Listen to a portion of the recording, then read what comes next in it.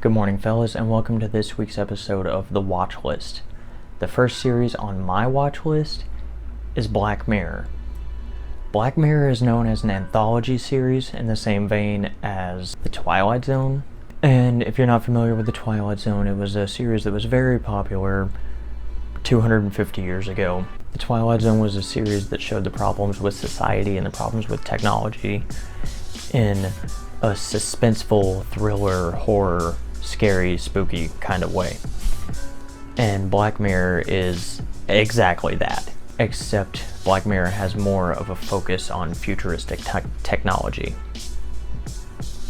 most of the time. Sometimes these episodes of Black Mirror are things that could discernibly happen today. They could happen right now. They don't have to be 40, 50, 60, 70 years into the future, 200 years into the future, anything like that. It could happen today. One of the things that turns people off about Black Mirror is the first episode. And I think if you can make it through the first episode, which is extremely disturbing, then you could probably watch the entire series with no problem. But that first episode, that's a doozy. There's not a whole lot of technology, but there is a societal problem that they highlight in that episode. But with it being spoiler-free Saturday, I won't go into great detail, but I will say that first episode is not indicative of the rest of the series. The majority of the series is sci-fi and robots and futuristic stuff. It's not all about pigs. So far there's been 5 seasons or series.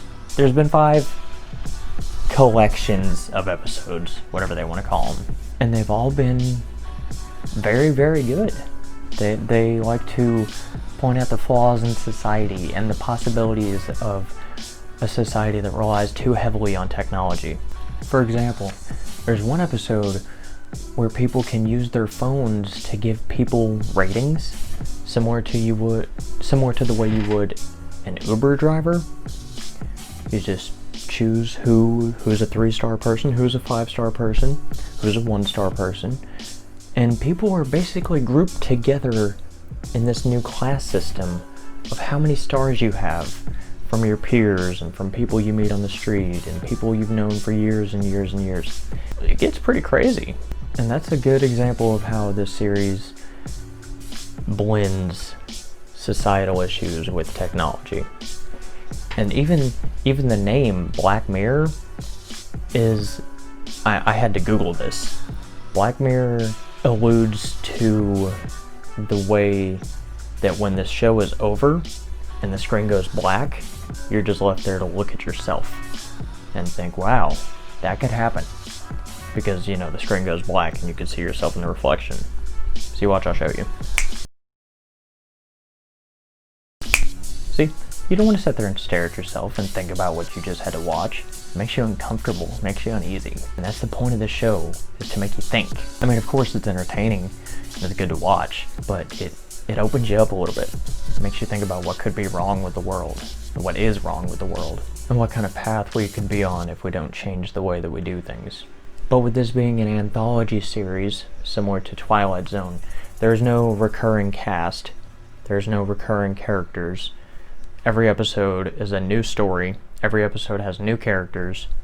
There are some, I don't know if you would call them compilations, maybe you would call them wrap-ups, where they revisit old stories. There's little Easter eggs to old stories, and then there's like episodes that just like straight up say, this is what happened after that episode happened.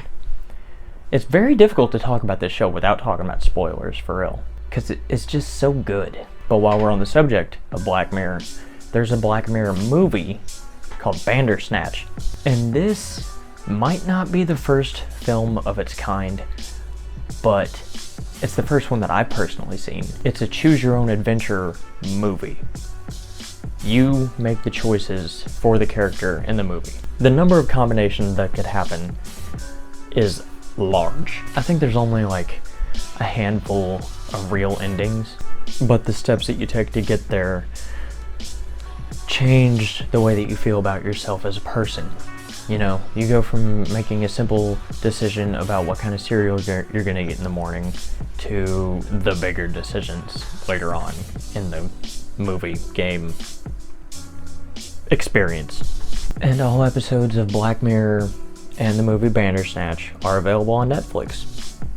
And everybody's got Netflix, even though it's like $15 a month now.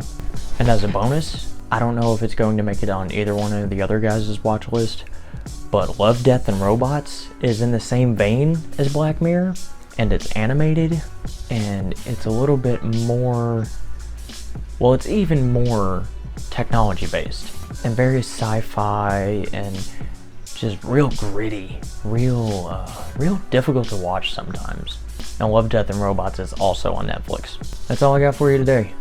Number 1 on my watch list, Black Mirror. Honorable mention, Love, Death, and Robots. Stay tuned for Spooky Tuesday After Dark, featuring Brad this week.